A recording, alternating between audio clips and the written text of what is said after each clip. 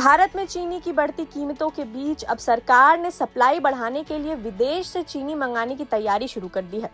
खास बात यह है कि भारत दुनिया के बड़े चीनी उत्पादकों और निर्यातकों में शामिल रहा है, लेकिन घरेलू बाजार में कीमतों पर दबाव के बीच अब ब्राजील से चीनी आयात का रास्ता अपनाया जा रहा है। रिपोर्ट के अनुसार सरकारी चीनी मिलों की संस्थान NFCSF के अध्यक्ष प्रकाश नाइकनवरे ने कहा कि ब्राजील से आने वाली चीनी की कुछ खेप 15 अक्टूबर से पहले भारत पहुंच सकती है।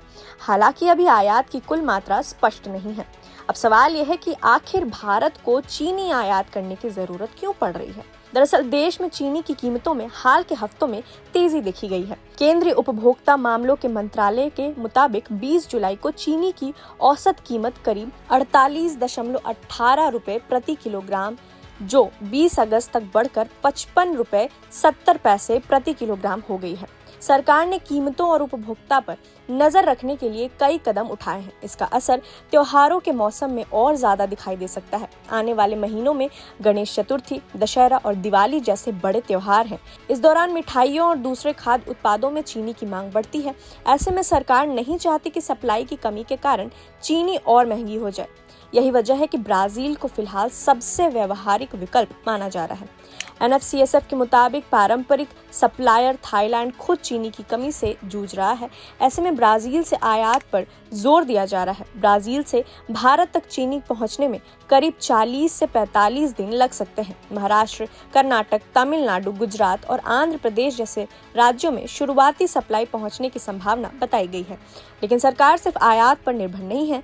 चीनी की जमाखोरी और बाजार में कृत्रिम कमी को रोकने के लिए भी सख्ती दिखाई जा रही है। रॉयटर्स के अनुसार सरकार ने थोक उपभोक्ताओं के लिए स्टॉक रखने की सीमा घटाकर 15 दिन कर दी है। ये व्यवस्था 1 सितंबर से 30 नवंबर तक लागू रहेगी। वहीं सरकार ने 1 लाख मीट्रिक टन यानी कि 10 लाख टन कच्ची चीनी के शुल्क मुक्त आयात की अनुमति भी दे दी है, ताकि घरेलू बाजार में सप्लाई बढ़ाई जा सके और कीमतों पर दबाव कम हो। ये अनुमति 31 अक्टूबर 2026 तक लागू है। अब यहाँ एक और बड़ा सवाल उठता है, क्या चीनी की कमी की वजह एथेनॉल है? इस मुद्दे पर सरकार और कुछ विशेषज्ञों के दावों में अंतर है।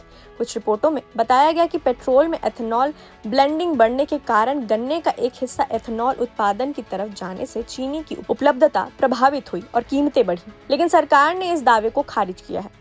PIB के मुताबिक चीनी को एथेनॉल के लिए डाइवर्ट करने की हिस्सेदारी 2022 से 2023 के करीब 12% से घटकर 2025 से 2026 में करीब 9% रह गई है। सरकार का कहना है कि मौजूदा कीमत बढ़ने की वजह कम घरेलू उत्पादन, त्योहारों से पहले बढ़ी मांग और मौसम में फसल को नुकसान, वैश्विक सप्लाई की स्थिति और कुछ हिस्सों में जमाखोरी, सट्टेबाजी है। यानी फिलहाल सरकार के सामने चुनौती दोहरी है। एक तरफ आम लोगों के लिए चीनी की कीमत नियंत्रित रखना और दूसरी तरफ त्योहारों के दौरान बाजार में पर्याप्त सप्लाई सुनिश्चित करना। ब्राजील से आने वाली चीनी अगर समय पर भारत पहुंचती है और घरेलू बाजार में सप्लाई बढ़ती है तो इसका असर कीमत पर पड़ सकता है, लेकिन अगर आयात में देरी हुई या घरेलू सप्लाई पर दबाव बना रहा तो आने वाले त्योहारों में चीनी की महंगाई एक बड़ा मुद्दा बन सकती है। कुल मिलाकर भारत का चीनी बाजार इस वक्त एक असामान्य स्थिति से गुजर रहा है। एक ऐसा देश जो लंबे समय से चीनी का बड़ा उत्पादक और निर्यातक रहा है, वही अब घरेलू कीमतों को काबू में रखने के लिए ब्राजील से आयात का सहारा ले रहा है। वैसे इस पूरे मामले पर आपकी क्या राय है? अपनी राय हमें कमेंट करके जरूर बताइए और देखते रहिए प्रभात खबर। प्रभातखबर.com, विश्वास वही, रफ्तार नहीं।